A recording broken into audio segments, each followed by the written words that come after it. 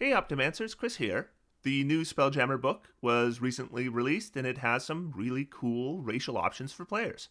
There are 6 new racial options: the Astral Elf, the Autognome, the Gif or Jif, the Hadozi, the Plasmoid, and the Thri-Kreen. I've discussed 5 of those races already in individual videos, and today I'm going to talk about the final race, the Thri-Kreen. Hi, if you like this content and you'd be interested in supporting it, you can do so through Patreon. There is a link to my Patreon page in the video description. Today I'd like to thank some of my top-level patrons: Brother Shadow, Burr, Cameron Phillips, Chuck the DM, Condor, John D., Glenn Wilson, Jay Good, Jared Huberger, John Hugdahl, Joshua Doring, Wu Carl Kong, Leela Corpsegrave, Mark D., Lone Pilgrim, Moxie, Philip Martin, Reichenstahl, Shane and Todd Beyond, Taftash, Tellius, Thunderlock, Tyler W.S., Clovier, Vo, W. Crotty, and William Whittles. Thank you all so much for your support. Let's get started.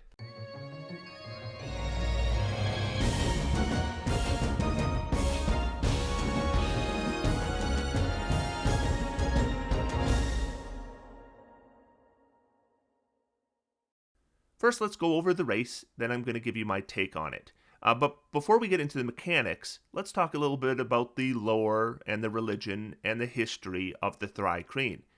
And we're done, because they don't tell you anything about any of those things. The Thri-Kreen, if you look at the description here, all they do is they tell you what they look like, how they use language, and how they rest, and that's it. I mean, those things are covered in the mechanics already. I don't understand why they have skipped all the lore of the Thri-Kreen. I thought maybe if I went to the bestiary, I might get a little more information. And no, it basically just gives you the same stuff. So if you want to know anything about this race other than the mechanics, you can't find it in this book. And I just don't get it.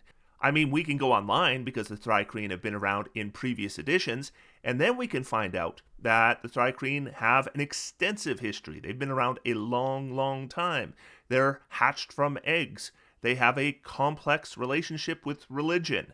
They have an interesting culture. Previous editions told us these things. And for some reason, in 5th edition, they figured nobody cares about the lore of a race. I do. And so I found that pretty disappointing, that these things aren't even covered at all, even in passing. But let's talk about the mechanics of the Thri-Kreen.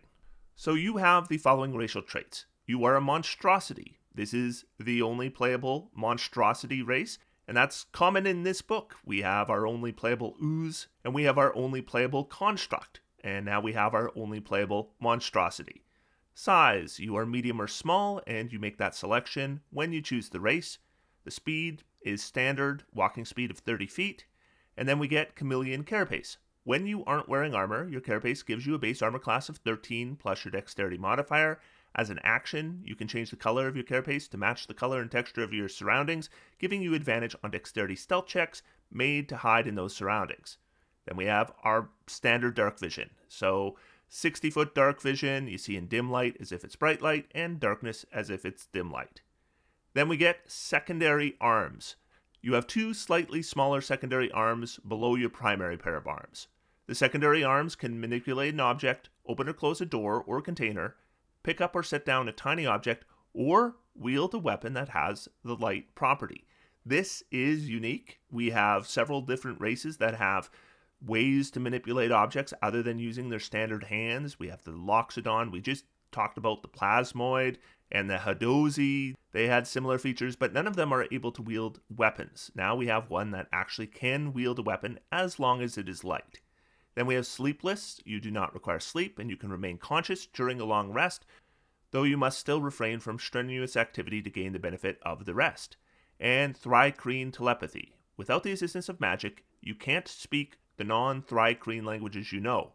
Instead, you use telepathy to convey your thoughts. You have the magical ability to transmit your thoughts mentally to willing creatures you can see within 120 feet of yourself. A contacted creature doesn't need to share a language with you to understand your thoughts, but it must be able to understand at least one language. Your telepathic link to a creature is broken if you and the creature move more than 120 feet apart, if either of you is incapacitated, or if either of you mentally breaks the contact and there is no action required. Alright, so let's do a closer analysis of these features. So, monstrosity, just like any creature type that isn't humanoid, means that you won't be targetable by certain spells. That's the main thing that's going to be different. Then we have size. Being able to select medium or small, there is an advantage in that. The speed is standard. Now let's talk about the more unique stuff. So we have the Chameleon Carapace. So this is our natural armor of 13 plus our dexterity modifier, much like the Autonome has. And much like the Autonome, this does not specify that you can wear a shield and gain the benefits from that. So I think there is a question as to whether you can or you cannot. Races before this book, if they had a natural armor, they would specify that they could use a shield. The Loxodon does, the Lizard Folk does, the Turtle does. But we have two races here that don't specify you can wear a shield. Shield is armor, and you wear it. So if I was just going by the reading of this, then I would assume you couldn't wear a shield. Then again, mage armor, as I mentioned in the Autonome video, doesn't say you can wear a shield, yet the designers say you can wear a shield with it. So I think it's up to your DM's interpretation and your own. So if you think you can wear a shield with this feature, then you probably should verify that your DM thinks so as well. Being able to hide in your surroundings is pretty cool. Now you have to use an action to set this up, but the way I read this, you use one action, and as long as you're remaining in the same surroundings, then you would have that advantage on your hide checks. So you wouldn't necessarily have to spend that action, say, in combat. This would go well if you have a way to hide as a bonus action, for example. Then we have dark vision, always nice to have. Then our secondary arms. I have already seen a video on YouTube where the creator of the video suggested that this allows you to get a free attack. There is nothing here saying that this bypasses the normal action economy of the race. It simply says that you can hold a light weapon in your secondary arms. The advantage here I could see is if you do want to engage in two-weapon fighting, you could wear a shield and still engage in two-weapon fighting. But two-weapon fighting is still going to use your bonus action up, and it's going to have the same requirements, meaning you can only wield light weapons in either hand in order to engage in two-weapon fighting, unless you have the dual wielder feat. But it comes up in D&D sometimes, where your hands are full, and therefore you can't do, like, somatic components of spells, for example. Well, secondary arms might be a way around that. Now, it doesn't say that secondary arms can perform a somatic component. Maybe they can, maybe they can't. You'll have to discuss it with your DM. But maybe your secondary arms are holding the weapon you're using, and then you would have a free hand in order to do those somatic components, even if you're wearing a shield. That would be pretty handy. So I think this is a pretty cool feature. I don't think it's as powerful as some people are thinking. It's not giving you free actions. It is simply allowing you to hold one additional thing. Then we have the sleepless trait. It's okay. I mean, basically, if you're doing like guarding shifts on your long rest, you could potentially do the entire long rest and stand guard for that. And then Thri-Kreen telepathy. I have mixed feelings about this. You can't communicate with somebody who's not willing. I've already had a question asked to me whether Thri-Kreen could even complete verbal components of spells. Verbal components of spells in the rules are described as speaking words. Thri-Kreen can speak words.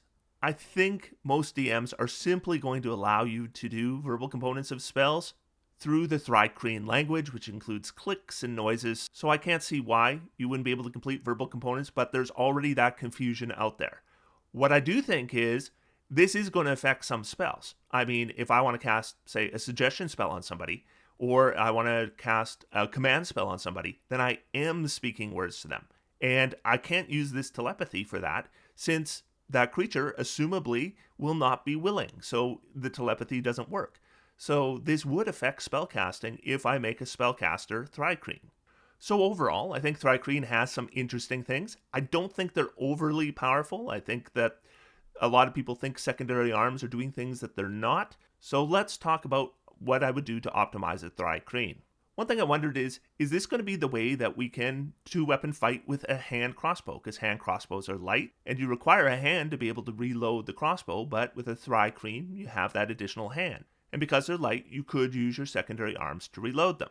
However, two-weapon fighting, I noticed, does require it be a melee weapon, so you cannot two-weapon fight with a hand crossbow.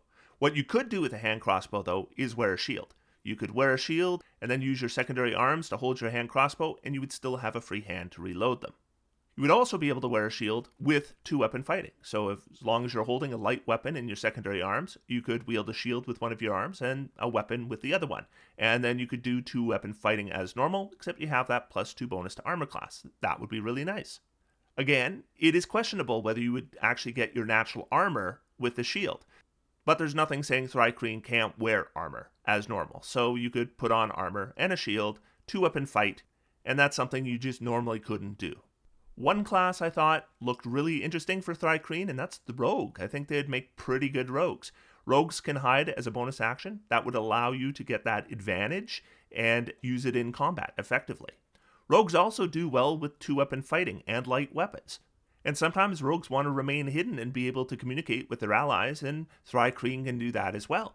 Now, one thing you wouldn't be able to do is two-weapon fight and use your bonus action hide, because you only have one bonus action, so if you're going to use your bonus action for two-weapon fighting, then you're not using it for hiding. So you would kind of have to pick what you're going to do with your bonus action, but the Thri-Kreen gives you enhanced options.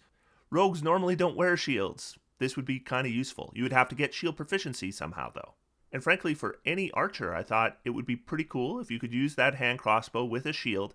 That would work well with all kinds of classes. Fighters, rangers, you name it. As long as they have extra attack and they get sharpshooter and crossbow expert, then Thri-Kreen is basically going to give you 2 extra armor class. And potentially more than that if you get a magic shield. As for two-weapon fighting, two-weapon fighting just isn't that great. It's just not. However, if I was going to do a sword and board character, like a character that had a weapon and had a shield, having the extra set of arms would be useful. So overall, I don't think the Thri-Kreen is one of the most powerful races in Spelljammer, but I do think it's okay. There are some decent features that are pretty interesting. And that concludes my videos on the Spelljammer races. I'm going to do one more video talking about Spelljammer. That'll be my next video. And until then, I'm going to sit back, relax, and have some fun. D&D is for everyone. Thanks, everybody. Talk to you soon.